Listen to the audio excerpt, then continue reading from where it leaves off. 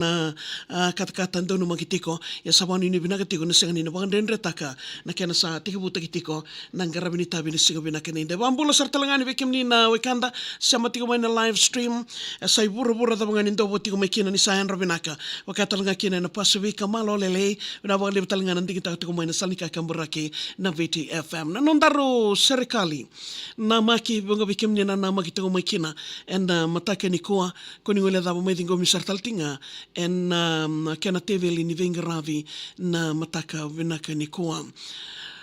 Maseki o koko tuno. Ronondolo tini kadhiwa au tawa ngwile dhaba, beberuweri tini kalima na kena mataka. Wakamode na ilako-lako may na koro turanga, ki lautoka na ngaravi tabi, waka dhaka-dhaka. Tosoto na vengaravi ena esa sabara, veiwali kena lasa sakamida ni suka walinga. Na nomo veiwali andau chilama saranga, me dhaka wagadhaba maseki, nindaru dhaka-dhaka watanga. Nongungau na ngalala ko ave sureti mai, e nandona biloti kata-kata kena mandrai. Mata ini ngauna mendaru na veirai, budini sarkena na veikilai. Sasoko na wanga ni veindomoni, kena kamida sabakawale na ngunuloli.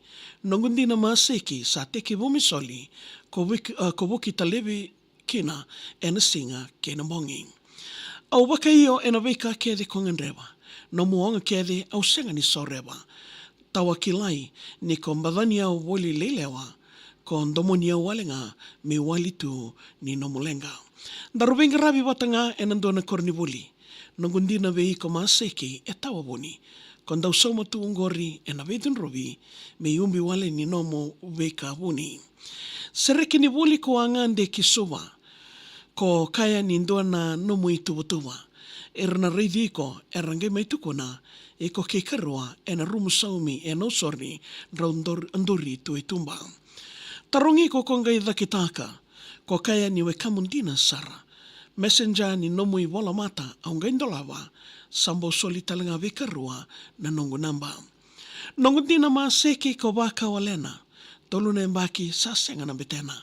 No mo itowo mosi-mosi sa rauti au vinakalewa na iwosa-wosa wakawite kaya veikanga o tea o na sewa.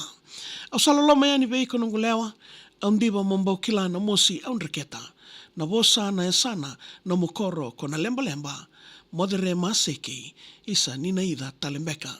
Au sabaga mode vekim ni na wekango ninda wakarorongo mai na porokaramo mai talau dhaki kina na mosi nilomango na mosingo maseki e kilanduan-duanga o tamango.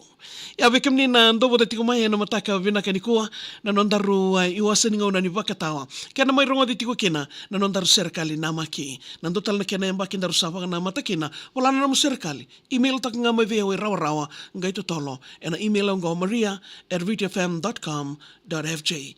Gidaw na magatiko muni tiki na wakarombo ka na kena ndawili kitiko yan na kena yawa vei mamani diwa e na vei mataka keda sar. Nandar sal